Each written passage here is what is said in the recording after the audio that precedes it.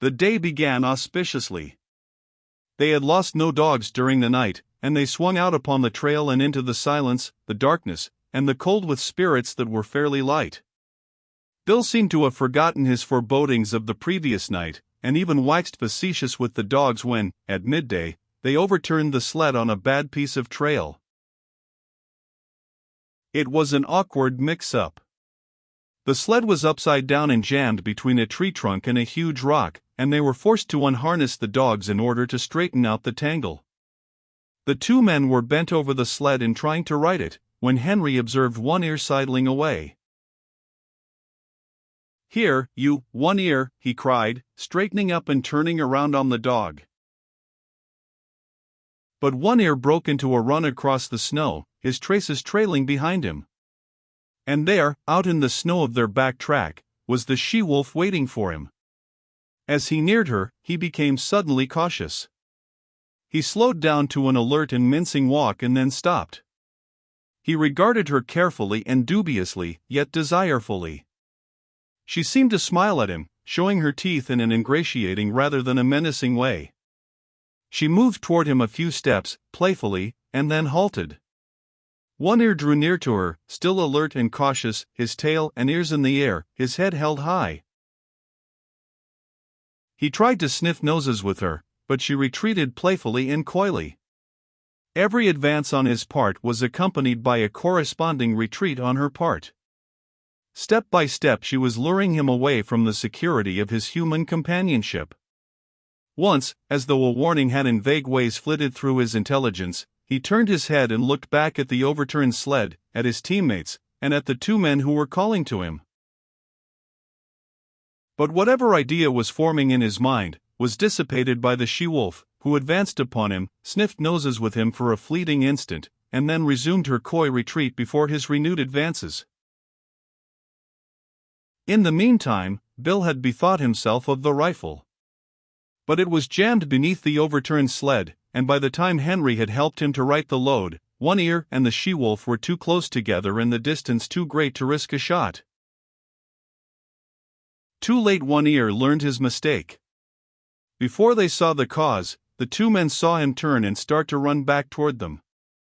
Then, approaching at right angles to the trail and cutting off his retreat, they saw a dozen wolves, lean and gray, bounding across the snow. On the instant, the she-wolf's coyness and playfulness disappeared. With a snarl she sprang upon One Ear. He thrust her off with his shoulder, and, his retreat cut off and still intent on regaining the sled, he altered his course in an attempt to circle around to it. More wolves were appearing every moment and joining in the chase. The she-wolf was one leap behind One Ear and holding her own. "Where are you going?" Henry suddenly demanded, laying his hand on his partner's arm. Bill shook it off. "I won't stand it," he said. "They ain't a-goin' to get any more of our dogs if I can help it." Gun in hand, he plunged into the underbrush that lined the side of the trail. His intention was apparent enough. Taking the sled as the center of the circle that One Ear was making, Bill planned to tap that circle at a point in advance of the pursuit. With his rifle, in the broad daylight, it might be possible for him to awe the wolves and save the dog. "Say, Bill," Henry called after him.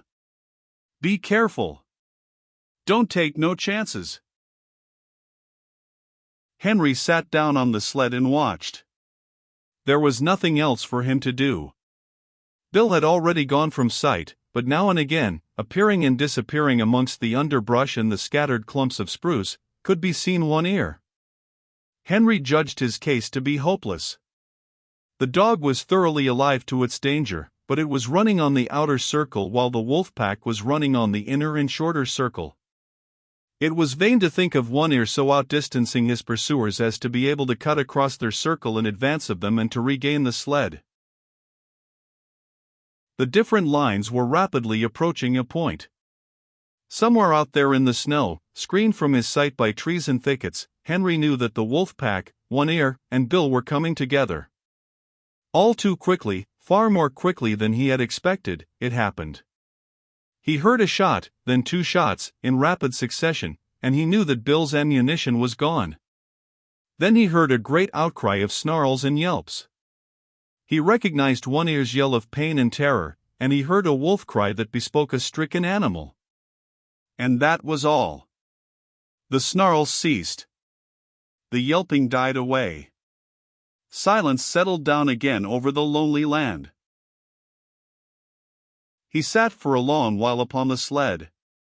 There was no need for him to go and see what had happened. He knew it as though it had taken place before his eyes. Once, he roused with a start and hastily got the axe out from underneath the lashings. But for some time longer he sat and brooded, the 2 remaining dogs crouching and trembling at his feet. At last he arose in a weary manner, as though all the resilience had gone out of his body, and proceeded to fasten the dogs to the sled.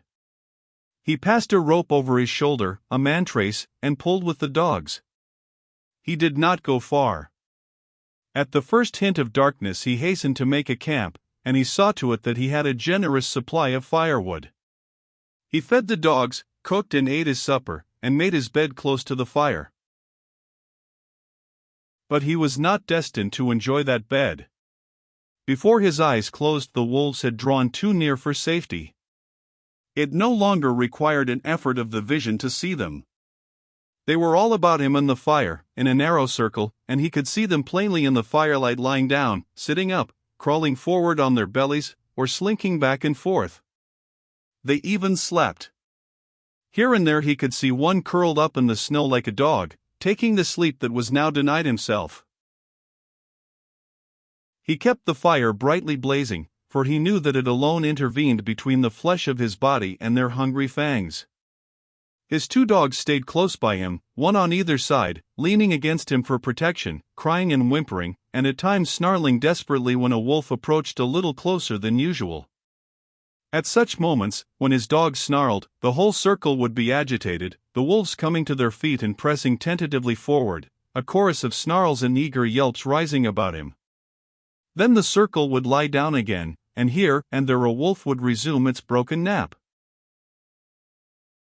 But this circle had a continuous tendency to draw in upon him. Bit by bit, an inch at a time, with here a wolf bellying forward, and there a wolf bellying forward, the circle would narrow until the brutes were almost within springing distance. Then he would seize brands from the fire and hurl them into the pack. A hasty drawing back always resulted, accompanied by angry yelps and frightened snarls when a well-aimed brand struck and scorched a too daring animal.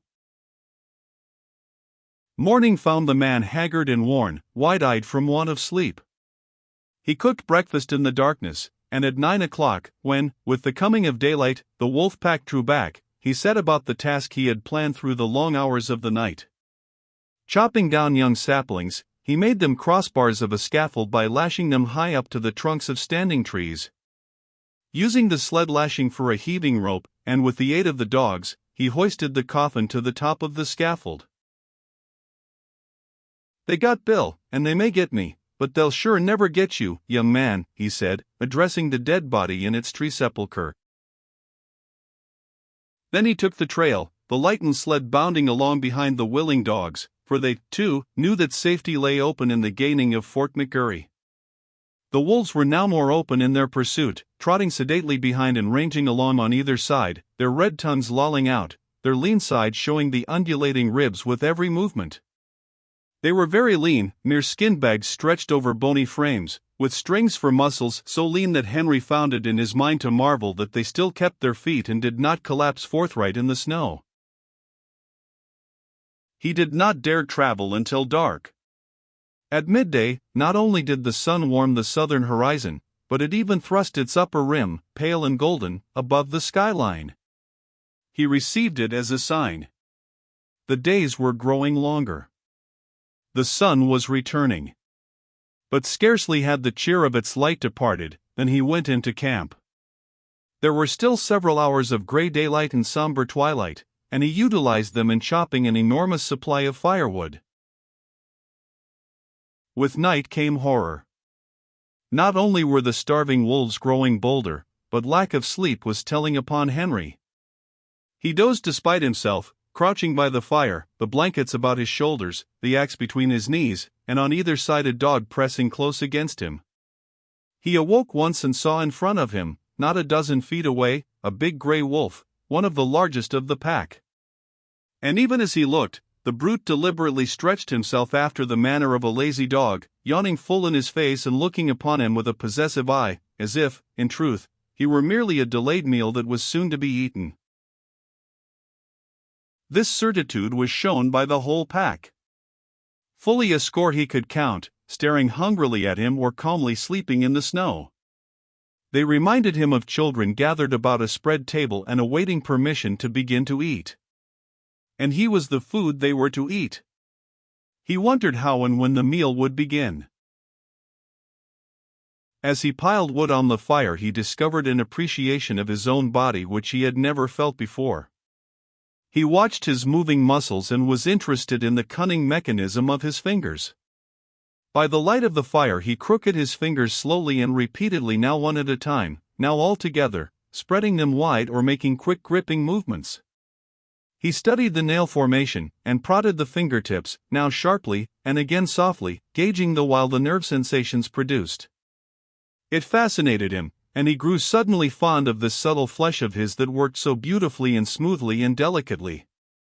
Then he would cast a glance of fear at the wolf circle drawn expectantly about him, and like a blow the realization would strike him that this wonderful body of his, this living flesh, was no more than so much meat, a quest of ravenous animals, to be torn and slashed by their hungry fangs, to be sustenance to them as the moose and the rabbit had often been sustenance to him.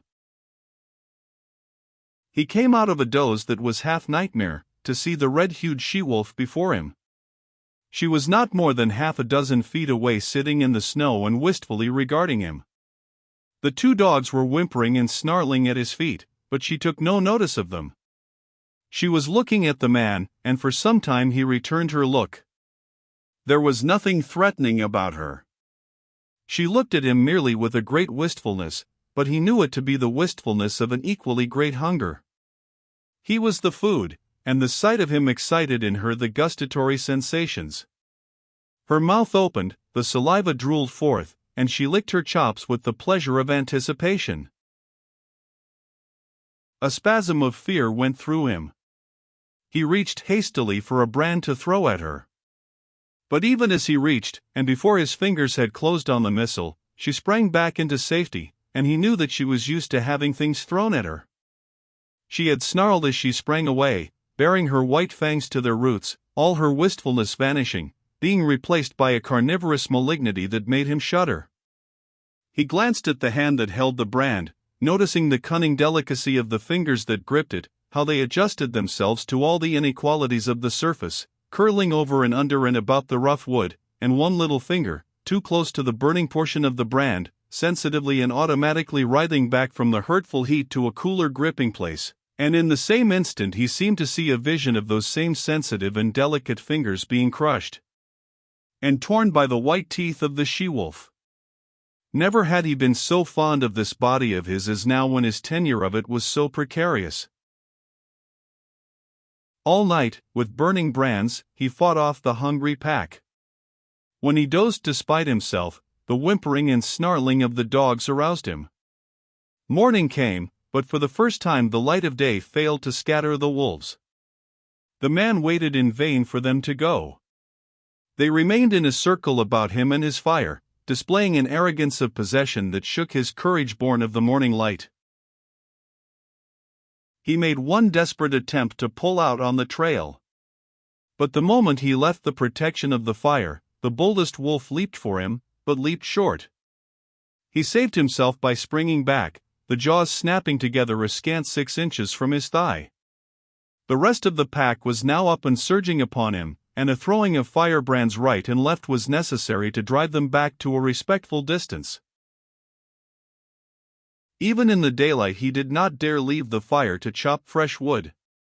20 feet away towered a huge dead spruce.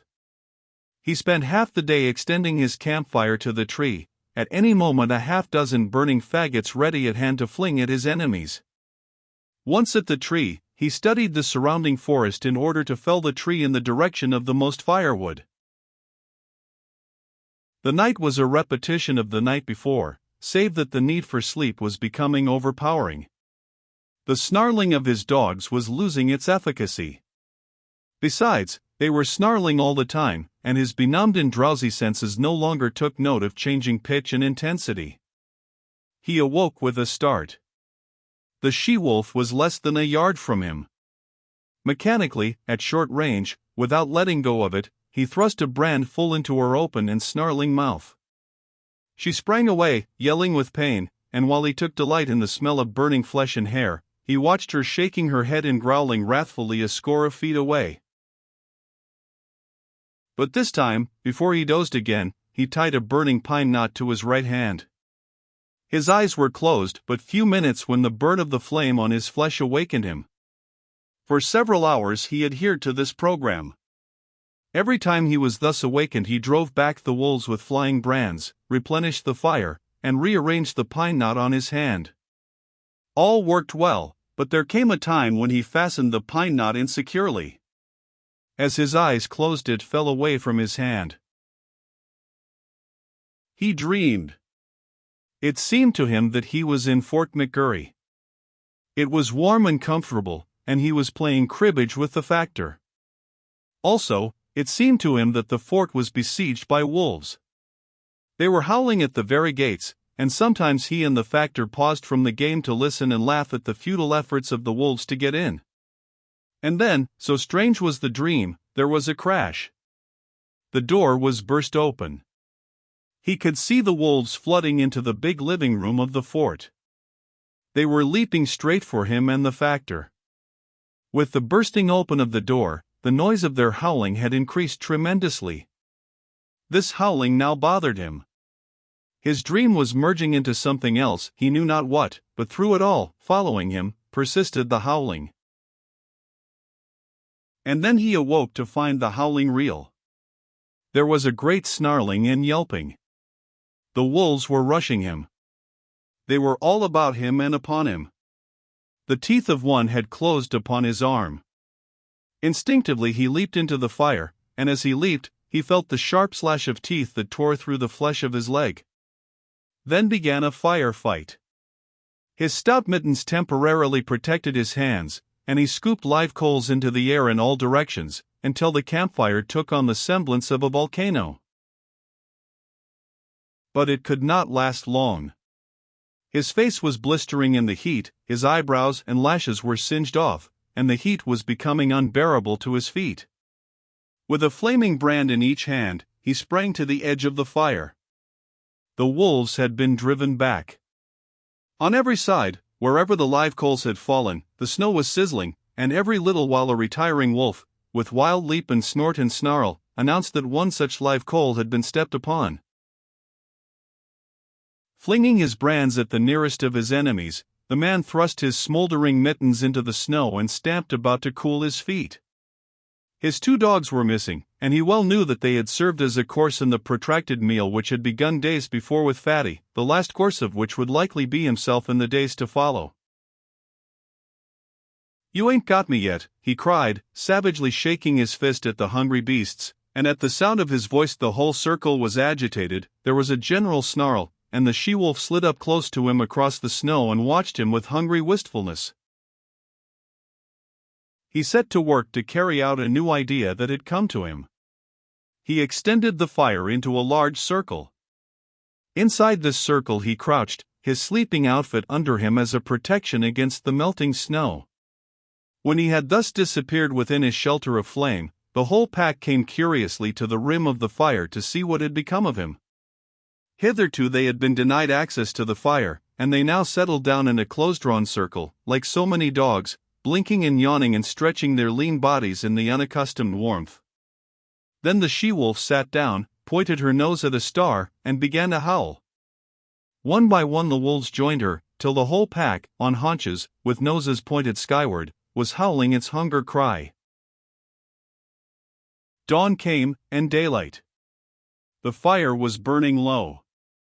The fuel had run out, and there was need to get more. The man attempted to step out of his circle of flame, but the wolves surged to meet him. Burning brands made them spring aside, but they no longer sprang back. In vain he strove to drive them back.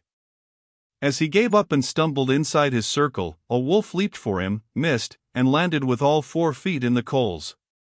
It cried out with terror, at the same time snarling, and scrambled back to cool its paws in the snow. The man sat down on his blankets in a crouching position. His body leaned forward from the hips. His shoulders, relaxed and drooping, and his head on his knees advertised that he had given up the struggle. Now and again he raised his head to note the dying down of the fire. The circle of flame and coals was breaking into segments with openings in between. These openings grew in size, the segments diminished. "I guess you can come and get me any time," he mumbled. "Anyway, I'm going to sleep." Once he awakened, and in an opening in the circle, directly in front of him, he saw the she-wolf gazing at him. Again he awakened, a little later, though it seemed hours to him. A mysterious change had taken place, so mysterious a change that he was shocked wider awake. Something had happened. He could not understand at first. Then he discovered it. The wolves were gone. Remained only the trampled snow to show how closely they had pressed him. Sleep was welling up and gripping him again, his head was sinking down upon his knees, when he roused with a sudden start. There were cries of men, and churn of sleds, the creaking of harnesses, and the eager whimpering of straining dogs. 4 sleds pulled in from the riverbed to the camp among the trees. 6 men were about the man who crouched in the center of the dying fire. They were shaking and prodding him into consciousness. He looked at them like a drunken man and maundered in strange, sleepy speech.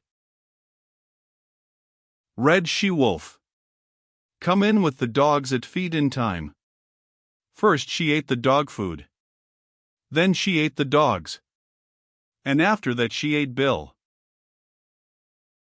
"Where's Lord Alfred?" one of the men bellowed in his ear, shaking him roughly. He shook his head slowly. "No, she didn't eat him. He's roostin' in a tree at the last camp." "Dead," the man shouted. "And in a box," Henry answered. He jerked his shoulder petulantly away from the grip of his questioner. "Say, you lemme alone. I'm just plump tuckered out. Goo night, everybody." His eyes fluttered and went shut. His chin fell forward on his chest. And even as they eased him down upon the blankets, his snores were rising on the frosty air. But there was another sound. Far and faint it was, in the remote distance, the cry of the hungry wolf pack as it took the trail of other meat than the man it had just missed.